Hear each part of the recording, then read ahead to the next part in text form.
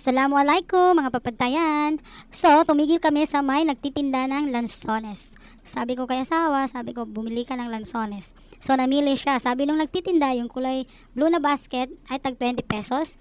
Tapos, yung nasa kulay red naman na basket, tag 15 pesos per kilo. So, yung kinuha ng asawa ko, yung nasa blue. Tapos, sabi ko, tikman mo nga kung mas matamis ba yung kulay nasa blue na basket kaysa sa nasa red na basket na lansones. So, tinikman na lang nga kung mas matamis ba. So, yan si Manong na yan, siya yung magkikilo ng ating lansones. At habang nagkikilo si Manong, nakikita niyo naman ang aking asawa na patikim-tikim. Free daw kaya tikman na lang. Kasi in case na maasim, so pwede siyang magsabi na ganito na lang kalahati. Kasi para hindi naman masakta yung nagtitinda, di ba? So, hindi naman siguro sasabihin na nagtitinda na matamis kung maasim, di ba? Kaya nga may free test mga papadayan.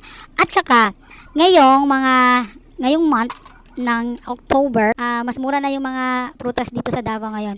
Dati, makakabili ka ng lanson at saka rambutan, nasa 50 to 60 per kilo ang rambutan at saka lansones. Tapos yung durian naman, 80 per kilo. So ngayon, makakabili ka ng durian na nasa 30 per kilo na lang. Mga iba-ibang variety yan sila. Mga, mga puyat, saka mga niti, mga mura na yan. Makikita mo sa mga gilid ng mga kalsada, meron nagtitinda ng mga durian na napakamura.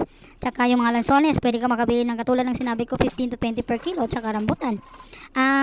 Kasi nung bago pa lang yung mga prutas na yan dito sa Davao, napakamahal. So ngayon, kahit saan ka sa gilid ng kalsada, makakakita ka talaga na nagtitinda ng rambutan at saka lansones durian. Kaya for today's video, thank you sa panonood at titikman ko na yung binili naming lansones. Sukran.